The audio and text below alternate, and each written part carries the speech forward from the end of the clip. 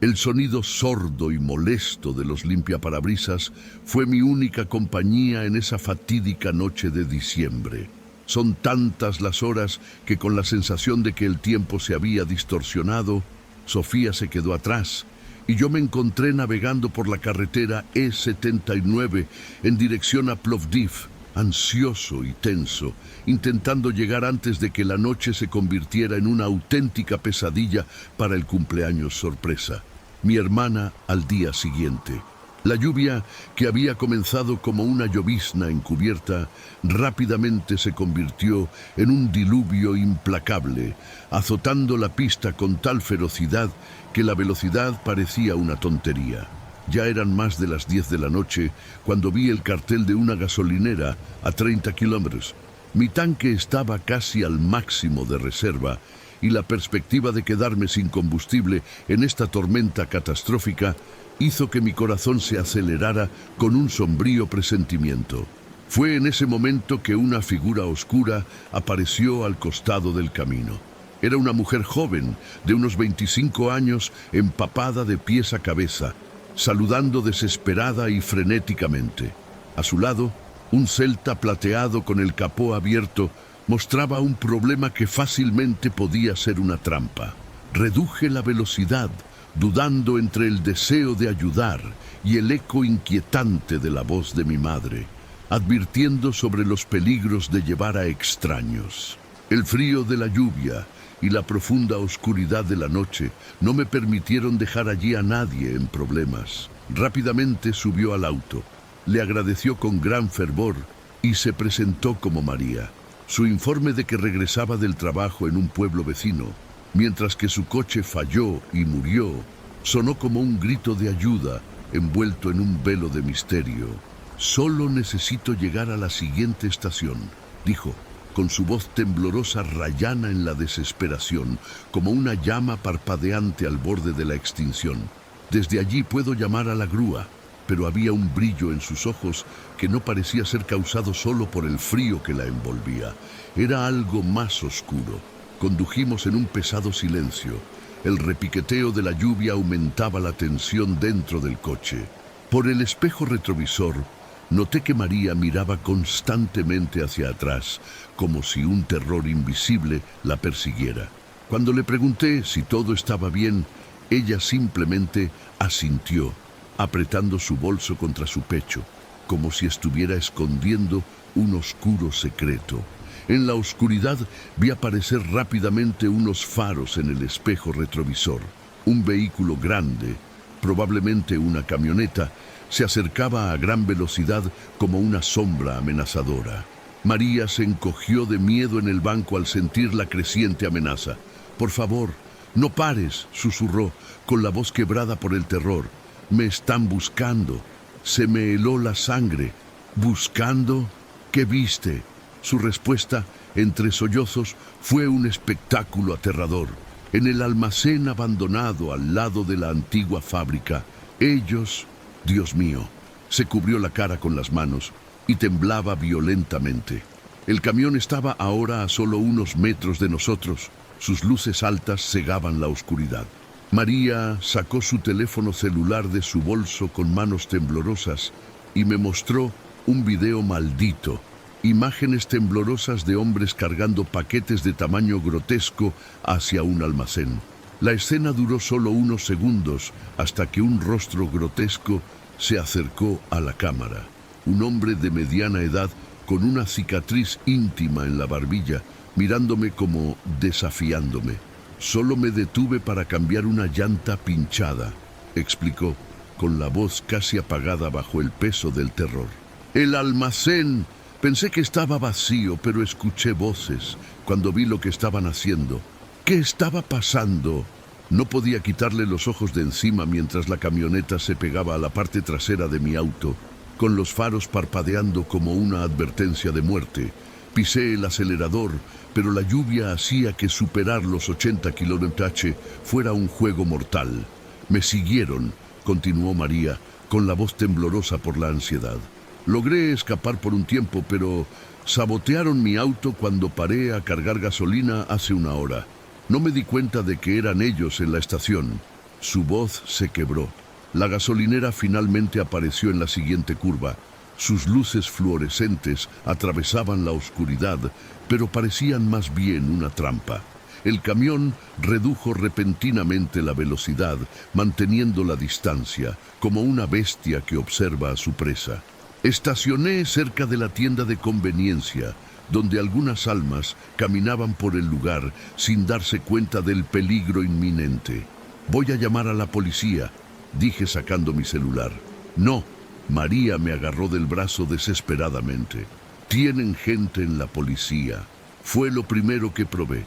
El policía que respondió a mi denuncia tenía la misma cicatriz. En ese momento, el camión se detuvo al otro lado de la estación y lo que pasó fue como una pesadilla.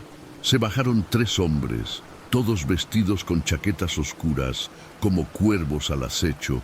Uno de ellos se me dio un vuelco el estómago al reconocer la cicatriz. Comenzó a acercarse de manera amenazante. Una sonrisa maliciosa se extendía por su rostro mientras se acercaba. «María», murmuré, el miedo instalándose en mi pecho. «Hay cámaras aquí y testigos». «No les importa», respondió ella, con lágrimas formando un río por su rostro. «Ya no. Han visto mi cara. Saben quién soy». El hombre de la cicatriz estaba ahora a unos pasos del coche, con una sonrisa torcida en el rostro. Su mano derecha desaparecía dentro de su chaqueta. Fue entonces cuando el sonido de las sirenas arrasó la noche. 3 vehículos policiales aparecieron, emergiendo de las sombras, bloqueando las salidas de la comisaría. El hombre de la cicatriz se quedó helado. Su confianza se hizo añicos en un terror instantáneo. «María Santos, policía», dijo, sacando una placa de su bolso. «Perdón por meterte en esto, pero necesitamos un testigo civil para probar la persecución. Llevamos meses detrás de este grupo, el tráfico de armas y drogas. El vídeo que grabé antes fue la última prueba que necesitábamos». Observé, todavía en shock, cómo la policía esposaba a los 3 hombres, como si fueran monstruos capturados. María, o como fuera su nombre real, me estrechó la mano antes de bajar del auto. «Gracias. Su presencia como testigo involuntario fortalecerá el caso». Ella vaciló, con un brillo de terror en sus ojos. «Perdón por el susto. No teníamos otra opción. Necesitábamos a alguien que se detuviera espontáneamente para ayudar». Permanecí en el puesto más de 2 horas, dando testimonio, mientras la imagen de los hombres desfigurados volvía a rondar mi mente. Cuando finalmente regresé a la carretera, la lluvia se había calmado, pero cada gota parecía gritar un recuerdo de lo que había sucedido. Y hasta el día de hoy, cuando veo a alguien haciendo autostop en una noche lluviosa, el escalofrío en mi columna empeora, haciéndome preguntar cuántas otras almas atormentadas podrían esconderse detrás de un grito de ayuda disfrazado de inocencia. Llegué tarde al cumpleaños de mi hermana, pero al menos tenía una historia escalofriante y llena de terror que contar. La tormenta comenzó a las 8 de la noche. Elena observó las gruesas gotas de lluvia que golpeaban las ventanas mientras terminaba de guardar los platos de la cena. Los sonidos resonaban como una sombría advertencia. Su esposo, Nikolai, estaba en la sala de estar ayudando a Basil, de 12 años, a resolver problemas de matemáticas, mientras la casa, una casa de 2 pisos en una comunidad cerrada, crujía por la furia del viento que sacudía amenazadoramente los árboles. «Mamá, el Wi-Fi no funciona», susurró Basil con evidente inquietud. Elena suspiró y se secó las manos en el delantal. «Estas tormentas de verano siempre destruyen Internet». Estaba a punto de responder cuando el timbre sonó con un estruendo que hizo que su corazón se detuviera. ¿Quién en su sano juicio estaría en la puerta durante esta tormenta?, pensó, su mente ya aterrorizada. Nikolai se levantó del sofá, con una expresión de angustia en su rostro, mientras se dirigía hacia la puerta. Del otro lado esperaba un hombre completamente empapado, temblando no solo por la lluvia, sino con un aura siniestra que emanaba de él. «Buenas noches», La voz del hombre sonó apagada y fría a través de la puerta. Perdóneme por molestarlo tan tarde. Soy del equipo de soporte técnico del operador de Internet. Estamos haciendo reparaciones de emergencia. Elena se acercó a su marido, que seguía mirando por la mirilla con el rostro pálido. El hombre parecía llevar un uniforme azul oscuro, pero la lluvia hacía difícil distinguir los detalles. Una capa de misterio y temor envolvía su presencia. «Tiene identificación», susurró Elena, mientras la sensación de temor crecía. Nikolai abrió la puerta un poco, manteniendo la cadena de seguridad en su lugar. «Buenas noches. ¿Puedes mostrarme tu placa, por favor?»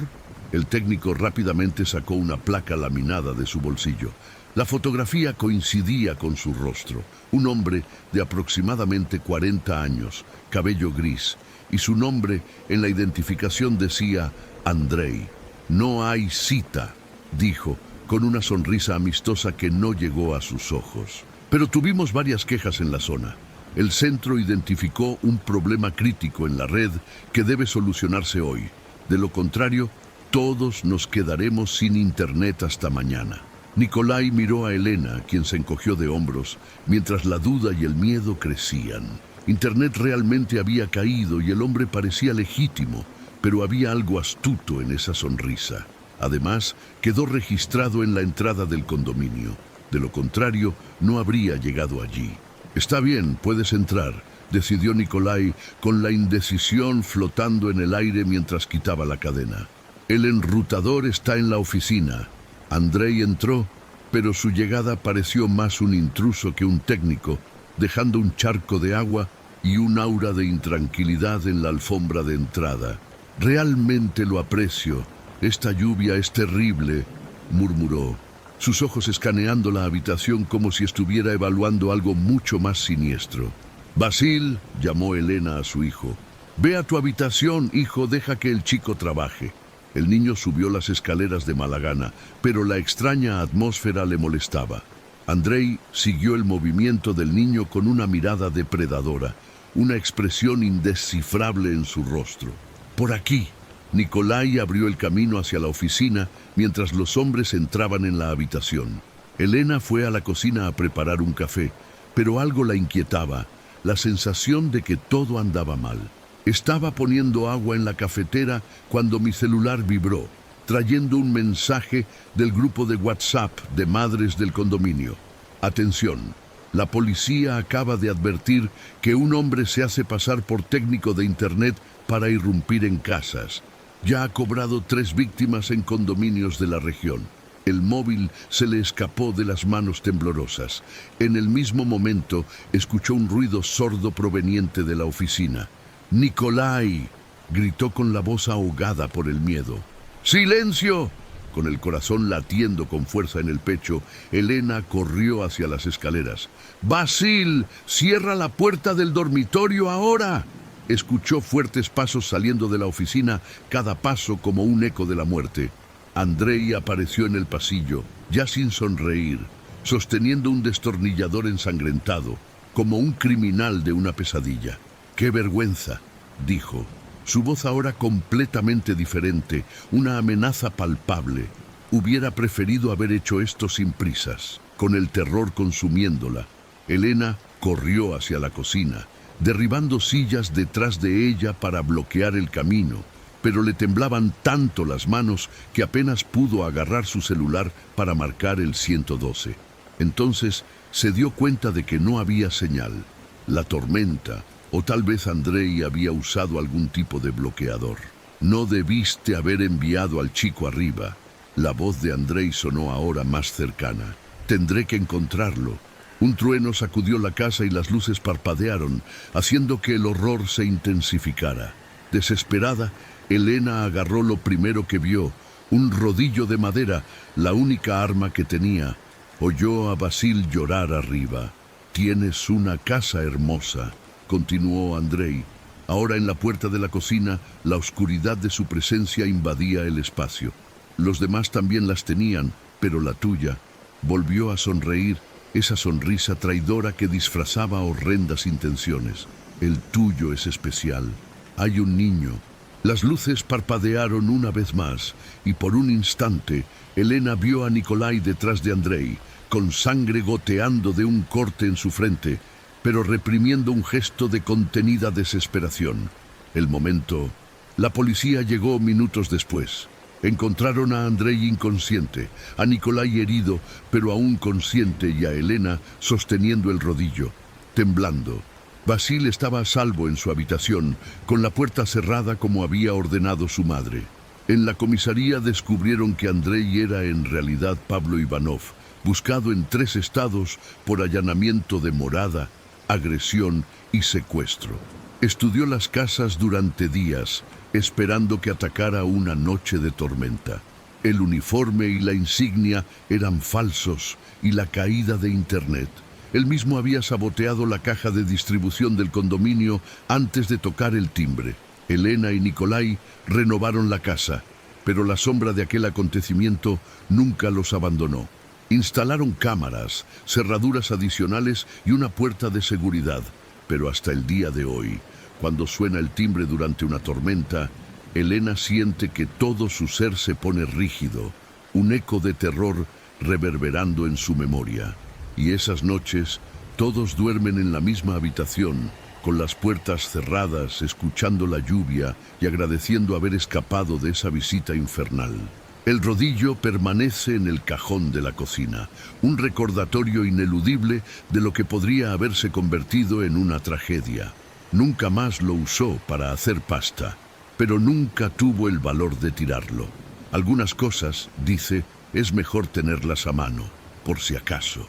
Debería haber sabido que algo andaba mal cuando insistió en reunirnos durante esa tormenta. Pero después de 2 meses de chatear en línea, Pablo parecía tan perfecto que ignoré todas las señales de advertencia. Nuestro primer contacto se produjo a través de Tinder. Su perfil mostraba a un hombre de 35 años, un médico recién divorciado. Pero ahora entendí que eso era solo un disfraz. Las fotos fueron discretas, siempre con gafas de sol o ángulos que no dejaban ver completamente su rostro. Pero lo cierto es que explicó que era por su profesión. Lo entiendes, ¿verdad? Necesito mantener cierta privacidad. De esa conversación surgió una extraña captura.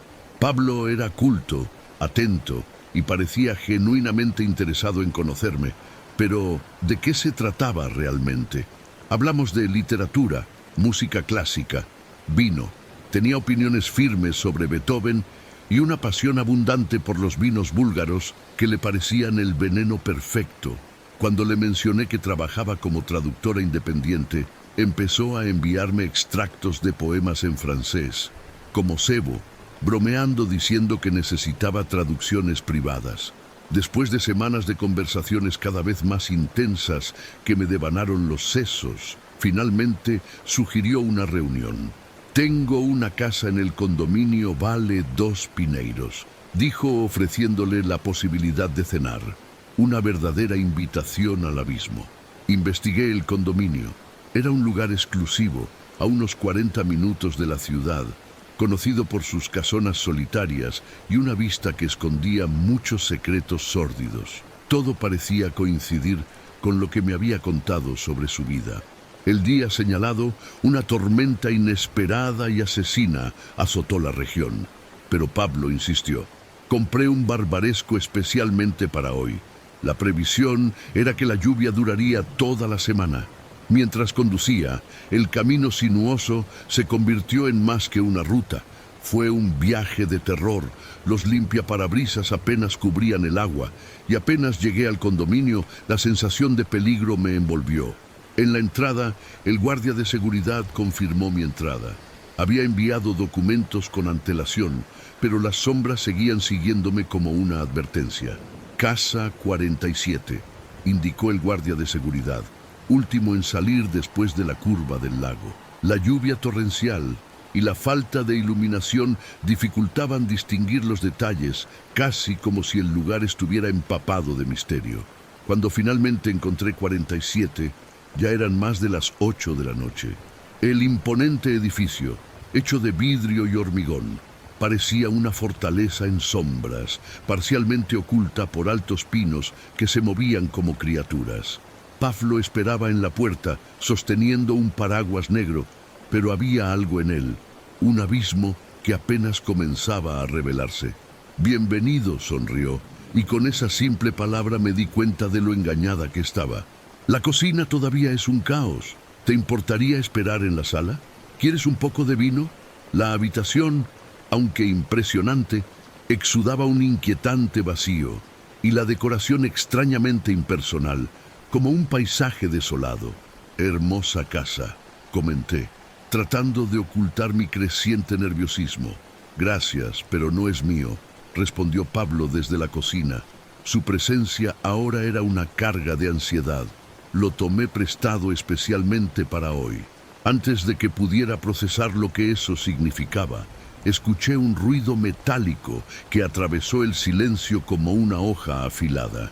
El sonido de los cuchillos arrastrados resonó en el aire y la pesada atmósfera se convirtió en un abismo de horror. «Deberías haber investigado mejor ese perfil de Tinder», dijo.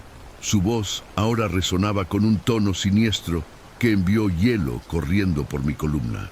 La puerta principal estaba cerrada con llave, pero no había forma de escapar. Las llaves de mi auto estaban en mi bolso, tiradas en el aparador de la entrada, pero cuando me giré para recogerlas, Pablo ya estaba frente a mí, con sus ojos ahora completamente revelados. Eran de diferentes colores, uno casi azul eléctrico y el otro marrón intenso, como si tuvieran la capacidad de hipnotizar. La diferencia destructiva que me hizo darme cuenta de que cada mirada era una trampa, un presagio de fatalidad. El silencio que siguió fue insoportable y la tensión en el aire se volvió opresiva. «El verdadero dueño de esta casa está lejos», dijo, jugando con indiferencia con un cuchillo de chef, mientras el brillo del metal reflejaba la luz como una advertencia de muerte. «No volverá hasta la próxima semana. Tenemos todo el tiempo del mundo». Un trueno sacudió la casa como un grito de advertencia, y mientras las luces parpadeaban, vi en el reflejo distorsionado del cristal una figura subiendo las escaleras. El temor aumentó. No era solo la tormenta afuera, sino también la tormenta que se avecinaba en mi corazón. ¿Hay alguien más en la casa? El terror se convirtió en una convicción aterradora. Pablo notó mi mirada y, con una sonrisa que cautivó pero no engañó, dijo: «Ah, sí, no es de buena educación dejar solo a un invitado, ¿no? Traje compañía. Sara ha estado aquí desde la semana pasada. También pensó que vendría a tener una cita romántica». Un escalofrío recorrió mi espalda al escuchar el nombre. Las luces parpadearon una vez más y por un instante vi a una mujer en lo alto de las escaleras sosteniendo algo que parecía un objeto punzante.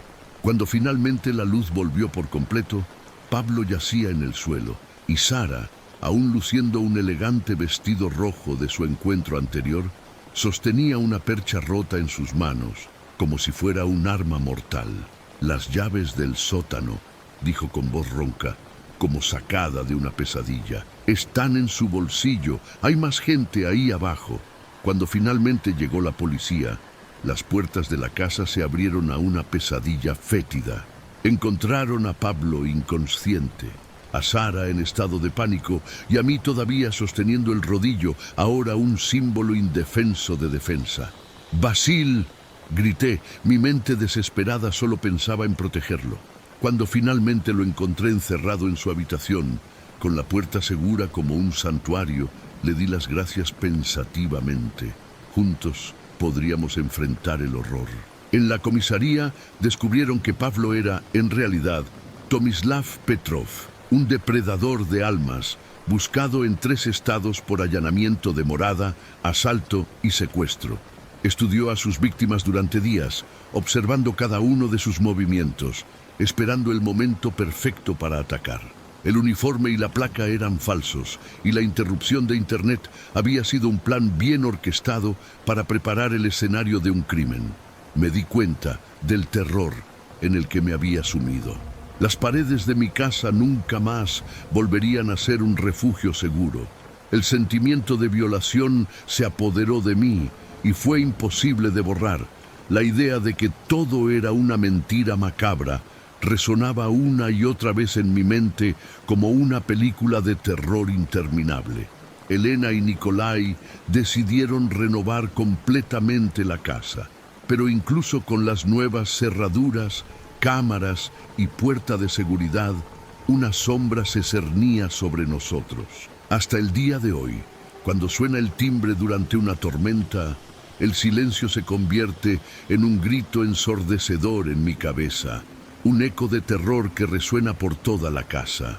La idea de que todavía pudiera estar acechando, observando profundamente, me mantuvo despierto por la noche. Y en las noches de tormenta, la casa se llena de recuerdos. Cada gota de lluvia que golpea la ventana resuena como una advertencia. Las luces intermitentes, el ambiente pesado, todo me hace sentir su presencia, a pesar de que la policía se lo llevó. ¿No sería más seguro volver a hacer de nuestro hogar un santuario? El rodillo, ahora guardado en el cajón de la cocina, sigue siendo un sombrío recordatorio de lo que pudo haber sido. Nunca más lo usé para hacer pasta, pero la idea de tirarlo era insoportable. Algunas cosas, como el horror experimentado, simplemente no se pueden olvidar. Debería haber sabido que algo andaba mal cuando insistió en reunirnos durante esa tormenta. Pero después de 2 meses de charlar online, Tomislav parecía tan perfecto que ignoré todas las señales de advertencia. Entonces la verdad quedó clara. No era solo una persona disfrazada, sino una representación del mal que existe entre nosotros, a nuestro alrededor, acechando en la oscuridad, listo para atacar cuando menos lo esperamos. Y ahora, todas esas conversaciones tuyas que me parecían encantadoras se han convertido en ecos amenazadores. El recuerdo de todas sus promesas de felicidad sirvió como un sello de tragedia que quedó grabado en mi alma. Me di cuenta de que volver a confiar era como caminar por un campo minado en el que cada paso era un intento de superar el miedo que se disfrazaba detrás de cada mensaje, cada interacción y cada mirada. Esto nos enseña que los monstruos son reales y no necesitan lluvias torrenciales ni sombras oscuras. Viven entre nosotros, a la luz del día y en la oscuridad de la noche, esperando el momento adecuado para dar su siguiente paso. Y la lucha que siguió ya no fue simplemente para sobrevivir al encuentro con Tomislav. Fue una lucha interminable contra el miedo profundo que se había inoculado en mi ser. Una lucha por recordar que, a pesar de todo, la luz aún podía atravesar la oscuridad, que había esperanza incluso en las noches más oscuras y que encontrar seguridad no significaba solo rodearse de muros, sino también purgar el miedo y la duda que aún quedaban. Tú vivías en mi corazón.